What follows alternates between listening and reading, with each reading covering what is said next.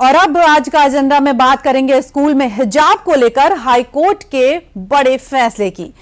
Court ने school uniform में हिजाब पहनने की अनुमति मांगने वाली याचिका को खारिज कर दिया है।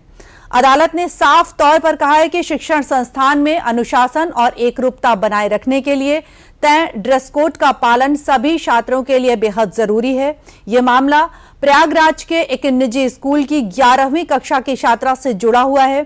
छात्रा ने अपनी धार्मिक मान्यताओं का हवाला देते हुए स्कूल में हिजाब पहनने की अनुमति मांगी थी, लेकिन कोर्ट ने इस मांग को स्वीकार नहीं किया।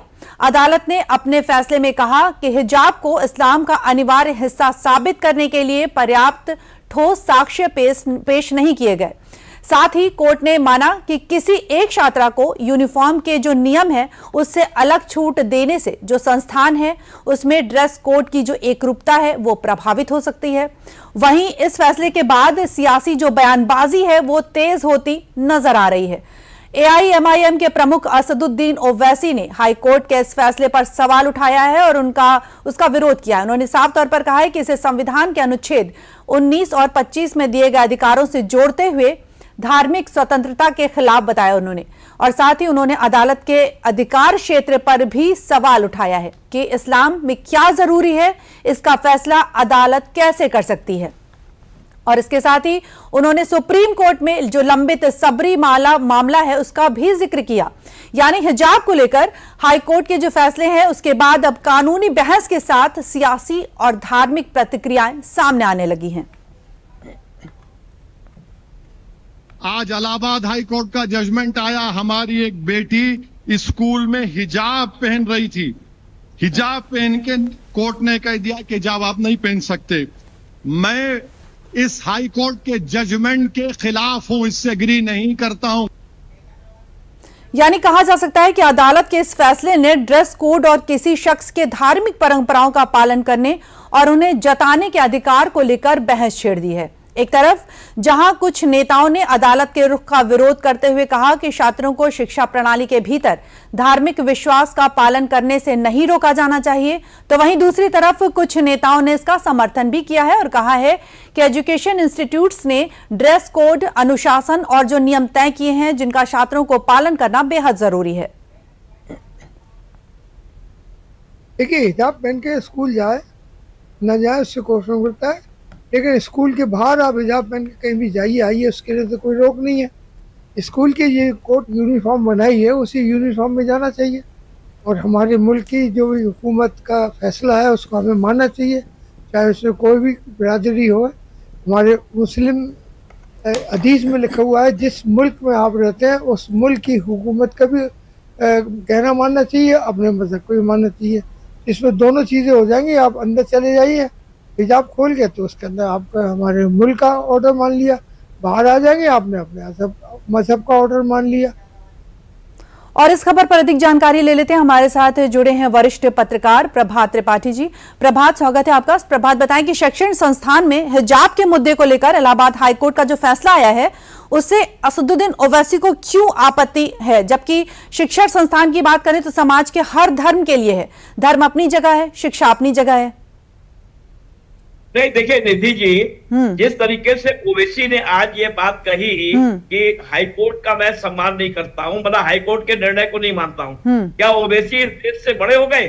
न्यायालय का सम्मान सबको करना चाहिए। बिल्कुल। अब हम विषय पे आते हैं कि किसी भी शैक्षणिक संस्थान जो चलते हैं वो ड्रेस कोड और नियमों के आधार पे चलते हैं। वहां धर्म और जाति या उसके रंग से वो शैक्षणिक संस्थान नहीं चलते हैं। बिल्कुल। शैक्षणिक संस्थान में हिजाब पहनने की जो बात आ रही है, कोई भी शैक्षणिक संस्थान क्या अगर एक रूपता उसकी बिगड़ती है और वो हिजाब पहन के वहां जाएंगे और ड्रेस कोड वाले लोग छात्र अलग होंगे, तो ये कोई शरीयत कानून नहीं है कि आप मस्जिद में जाइए, आप हिजाब पहनिए, बुर्का डालिए, आप मदरसों में जाइए, आप कुछ भी कीजिए, लेकिन देश में जो शिक्षा का मंदिर है वहां हर जाति, हर मजहब, हर धर्म के लोग रहते हैं, वहां पर एक रूपता देखी जानी चाहिए। बिल्कुल।